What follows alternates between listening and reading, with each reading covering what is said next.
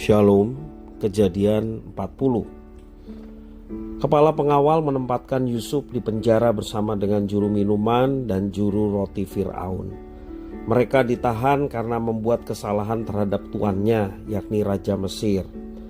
Selama di penjara, Yusuf merupakan orang yang dapat dipercaya. Hal itu membuat kepala pengawal raja meminta Yusuf untuk melayaninya. Dia pun melakukan tugasnya dengan baik. Suatu ketika juru minuman dan juru roti bermimpi dalam ayat yang ke-6 dan yang ke-7. Namun tidak ada yang bisa mengartikan mimpi dari juru minuman dan juru roti itu. Hal itu sangat menggusarkan hati mereka, karena pada masa itu mimpi sering dihubungkan sebagai pertanda bahwa sesuatu akan terjadi di dunia nyata. Yusuf mendengarkan kisah mereka. Dia pun mengartikan mimpi mereka. Namun itu semua bukan karena kehebatan Yusuf, tetapi Tuhan Allah lah yang menyingkapkan arti mimpi tersebut. Dalam ayat yang ke-8 menjelaskan demikian. Jawab mereka kepadanya, "Kami bermimpi tetapi tidak ada orang yang dapat mengartikannya." Lalu kata Yusuf kepada mereka, "Bukankah Allah yang menerangkan arti mimpi? Ceritakanlah kiranya mimpimu itu kepadaku." Jadi mimpi yang diartikan oleh Yusuf itu karena Tuhan yang Yusuf sembah yang memberikan hikmat sehingga Yusuf dapat mengartikan mimpi itu. Setelah diartikannya mimpi itu, Yusuf berpesan, "Tapi ingatlah padaku kalau keadaanmu telah baik." Ayat yang ke-14 mengatakan demikian. Maka terjadilah sebagaimana arti mimpi itu. Tetapi di akhir perikop kita tahu bahwa juru minuman raja ternyata melupakan Yusuf, walaupun dia sudah kembali ke dalam pekerjaannya pada posisinya sebagai juru minuman. Dari kisah itu kita tahu Yusuf sebenarnya mengharapkan agar dia segera mendapat keadilan. Dia pun ingin agar nasibnya berubah. Tetapi apa yang diharapkan Yusuf ternyata tidak terjadi. Dia tetap mendekam di balik jeruji dinginnya penjara.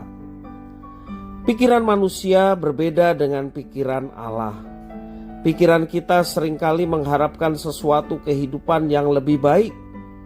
Tetapi nyatanya rancangan kita berbeda dengan kehendak Allah.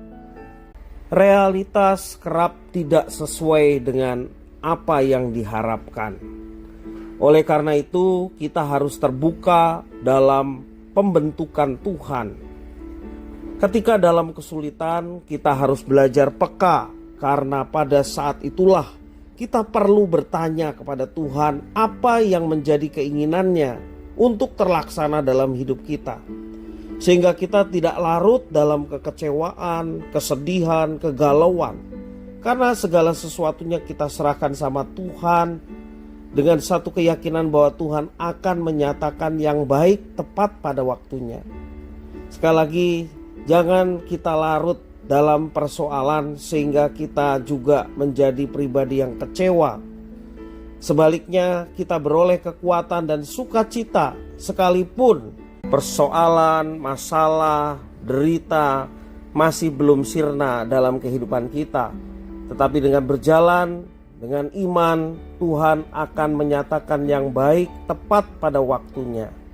Kehendak Tuhan akan dinyatakan bagi setiap anak-anaknya yang bersandar kepada Tuhan.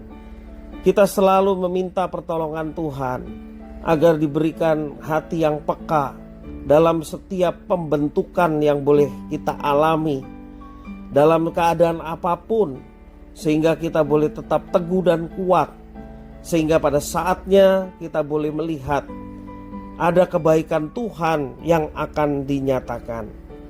Sebagaimana firman mengajarkan bahwa Ia turut bekerja untuk mendatangkan kebaikan bagi mereka yang mengasihinya. Artinya kebaikan itu akan dialami bagi setiap orang yang mengasihi, setiap orang yang bersandar kepada Tuhan dan tetap menanti-nantikan apa yang Tuhan akan nyatakan. alami dan rasakan bagaimana karya Tuhan dalam hidup kita, bagaimana kebaikan Tuhan itu akan dinyatakan bagi setiap kita yang mengasihi dan hidup taat kepadanya. Tuhan Yesus memberkati.